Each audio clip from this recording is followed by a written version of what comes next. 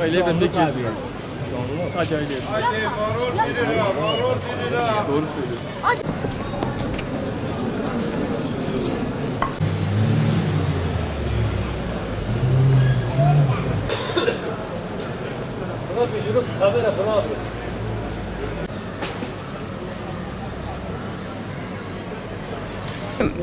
Noel dediğimiz kavram Hristiyanlardan gelmiş olan kavramdır. Müslümanlık asla eğlenmeyi, gezmeyi bir kadın olsa erkek olsun yasaklamıyor. Mesela ben bir bayanım, çarşafımı giyiyorum, eşarbımı takıyorum ve geziyorum, eğlenebiliyorum. Bunu bana İslam katiyen sen kapalısın, gezemezsin, eğlenemezsin, gidemezsin demiyor, okuyamazsın demiyor. Ben üniversite öğrencisiyim. Yani tarih öğretmeni, 2. sınıfım. Benim ailem de Müslüman. Hiçbir şekilde bana karşı çıkmıyorlar. Çünkü Müslümanlık demek yozlaşmış insanlar demek değil. Medeniyet demek. İslam medeniyeti zaten bunu gerektiriyor. İslam medeniyeti bütün dünyada var olan bir medeniyet. Biz bunu kendimize göre uygularsak münasır devletlere ulaşabiliriz. Türkiye olarak zaten bunu yapıyoruz. Eğlenmek dinimizde de var. Peygamberimiz de sallallahu aleyhi ve sellem kızlarıyla da oynamış, eşleriyle de oyun oynamış, gezmişler, eğlenmişler. Bunları özellikle yapmalarının sebebi ya insanların Batı'nın ilmini, irfanını değil de Batı'nın hilekar oyunlarını, Batı'nın vahşileşmiş davranışlarını ele almamızı istiyorlar. Yani Batı denince bizim aklımıza onların yapmış olduğu münasip şeyler aklımıza geliyor. Biz onları alıyoruz. Biz ilmi, irfanı almadıktan sonra tarihimizi, mesela atamızı, anamızı bilmedikten sonra onlar her şeyi bize yüklerler. Bir interneti açıyoruz. Çok namünasip şeyler onların kültürlerinde olduğu için bize yansıtabiliyorlar. Çünkü biz toplum olarak kendimizi geliştirmezsek, okumaksak, araştırmazsak, yani inşallah Allah'ın izniyle ben araştırma görevlisi olacağım inşallah Allah nasip ederse. Yani tarih bölümünde yani bizim İslam medeniyeti kadar güzel bir İslam medeniyetinden başka bir medeniyet yok. İslam medeniyeti çok güzel bir medeniyet. Biz insanlarımıza bunları aşılamazsak, yarın bir gün ben bir anne olacağım, anne adayı olacağım. Yani anne adayıyım. Yani ben yarın bir gün evlatlarıma bunları güzel bir şekilde lanse etmezsem herkes o evladımı kurt gibi kapar, yer parçalar. Onlara ne kadar güzel terbiye, ahlak, hürmet, anne babaya, ataya hürmetle büyütürsem o kadar hem ahiretim için hem toplumum için. Toplum evde başlıyor. Aile bağları önemli. Ailedeki terbiye önemli. Ne kadar o ailede içki içiliyorsa o çocuk da içki içer. Ben sigara kullanıyorsam çocuğum da içer. Ben ne yaparsam çocuğum benden örnek alır. Ben onun modeli olduğum için o da onu öyle lanse eder bütün topluma. Toplum ailede başlar ve çevrede de biter. Yılbaşı kutlama Mekke'nin fethini kutlayın. Yılbaşı kutlamaları aslında onlar buna Noel diyor ama yılbaşı olarak yani yılın bitimini kutlamak olarak bizlere sempati göstermeye çalışıyorlar. Bence buradaki asıl gaye insanları seri bir şekilde alışverişe sürmek veya insanları belli kafelere gitmek, barlara gitmek, eğlence merkezlerine gitmeye sevk ediyorlar.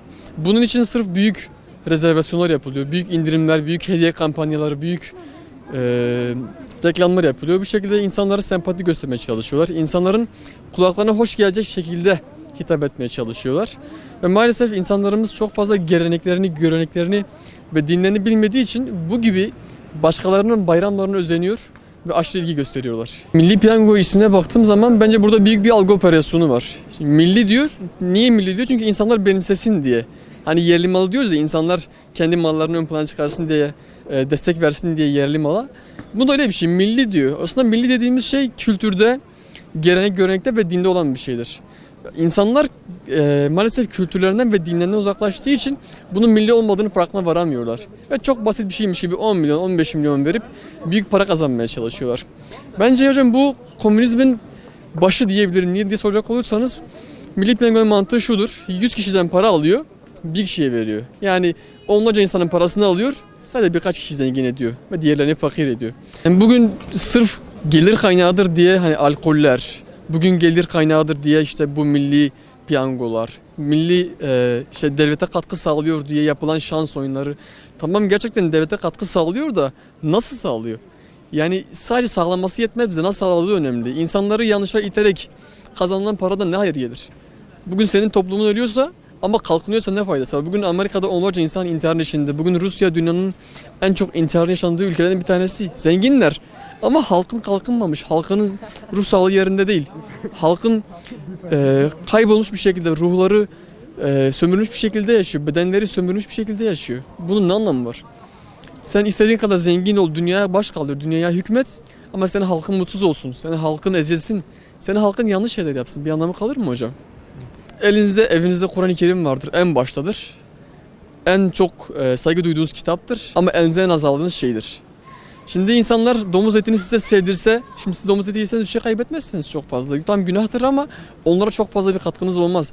Ama siz yılbaşı bileti aldığınız zaman onlara katkınız olacak.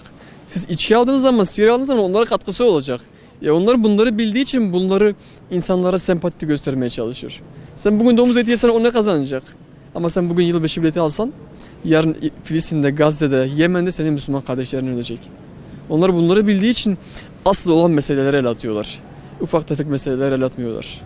İslamiyet dini olarak kullandığımız takvim bildiğim kadarıyla Hicri takvimdir. Hicri takvimde de yılbaşı şu anda miladi takvimde kullanılan yılbaşıyla aynı olmadığı için benim şahsi fikrim kullanılması yani ya da kutlanması uygun değildir. Talih oyunları, şans oyunları İslamiyet'te tamamıyla yasaklanmıştır. Bu nedenle bunu hiçbir şekilde meşru hale getirmek mümkün değildir. Şans oyunları, talih oyunları sadece yılbaşına bir an katılsın diye başka insanların ceplerini doldurması için bulunmuş bir hadisedir diyelim. Peki buna milli denilmesini nasıl buluyorsunuz? Yanlış buluyorum tabii ki. Yani milli talih oyunu diye bir kavram zaten İslami düşüncelere de uygun değil. Yani bir kumar oyununun başına milli ibaresinin getirilmesi de son derece yanlış bir şeydir. Hristiyanların kutladığı günde aynı olayı, aynı hadiseyi kutlamak onlara özenmektir. Yani bunun başka da bir açıklaması yok. Birkaç gün öncesinde ya da birkaç gün sonrasında kutlansa dahi bir sakıncası yoktur belki ama Hristiyanlar kutluyor diye kutlanıyorsa kesinlikle günahtır. Yılbaşı gecesi adı altında işte içkili eğlenceler düzenleniyor. Ne bileyim alışveriş çılgınlıkları yaşanıyor. Bunlar da dinimize uygun değil.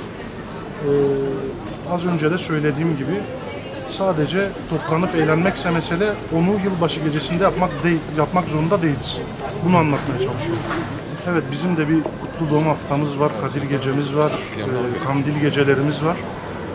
Maalesef çok haklısınız, maalesef diyorum çünkü Müslüman bir ülkeyiz ve dini günlerimizde gösterilen hassasiyetle yılbaşına işte veya yabancıların bize yine getirmiş olduğu sevgililer günü gibi günlere verilen önem maalesef dini günlerimize verilen önemden çok daha yüksek. Bu çok yanlış bir şey.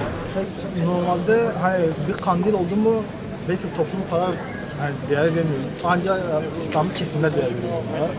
Ama mesela bu yılbaşı günü hepsi mesela içki içiyor, şey yapıyorlar. Mesela devlet de bunu önüne geçmiyor mesela. Devlet de bunu serbest bırakıyor. Bu çok yanlış bir durum. Mesela Diyanet'in de buna tepki olarak mesela kendince ayetlerden olsun, hadislerden olsun buna karşı çıkması lazım, halkın bilinçlendirilmesi lazım. Hiçbir televizyonda ben böyle buna karşı mesela bunu engelleyecek bir tedbir aldığını hiç görmedim. Daha beter mesela onlar da bir gençler eğlensin, şey yapsın, kendi dine göre kendine uydurmaya çalışıyorlar ama böyle bir şey aslında yok. Normalde böyle bir şey yapmamaları lazım. Devletin ya da bu Diyanet İşleri Başkanı'nın bunları önlenmesi lazım ki bunları halka mesela bilinçlendirmesi lazım bunları. Çünkü sonuçta bu kadar millet hani bilet alıyor, şey yapıyor, 3-4 kişiye çıkıyor ama o çıkanlar da zaten hayatı sonunda bitiyor. Çünkü paralar saadet olmaz. İnsan iş ki kalbindeki bu İslam inancı olsun, İslam sevgisini yaşatması lazım. Bu yılbaşıymış falanmış mesela hep bize batıdan gelen bir uygulamadır. Yoksa bizde normalde böyle bir şey yoktu. Menfaat onlar böyle yapıyorlar bence. Yani böyle yapmamaları lazım. Devlet bunu destekleyici zaten şeyler yapıyor. Normalde devlet bizi desteklemesi lazım. Çünkü biz İslam ülkesinde ama şimdi layık çıktığı için insan bir şey diyemiyor. Biz layık ülkeyiz. Herkes dinle devlet birbirine ayrı olacak. Herkes kendi düşüncesini yaşayacak. Herkes kendi şey yapacak ama şurada yozlaşmış bir hal görünüyor. Bence bir Müslüman devlet olarak ben hani iyi bulmuyorum bence. Çünkü biz hani bir Müslüman devletiz. Yılbaşı haram. Hani bence haram. Bu mesela şöyle bir şey de var. Ben aslında mesela alıyoruz yine de bileti falan. Ama haram.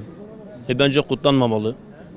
Hani o para mesela birine çıksa da ya da bana çıksa yine o para haram yani. Kur'an'da falan da yazıyor zaten, uyarılmışız biz mesela Müslüman olarak biz. İşte uyarılmışız zaten. Bence kutlanmamalı yani. Bunlar mesela bizim adetlerimiz değil. Çünkü mesela Hristiyanların, işte Yahudilerin falan işte yani gayrimüslimlerin şey yani. Yılbaşı olduğu için millet işte kumara, içkiye yöneliyor zaten. Yani işte bu yılbaşı da milleti içkiye, kumara sürüklüyor zaten. Yani ben yılbaşı biletlerinin haram olduğunu bildiğime rağmen her sene alıyordum. Bu sene artık yani yine de biliyorum ama artık almayacağım. Bence artık almayacağım ben.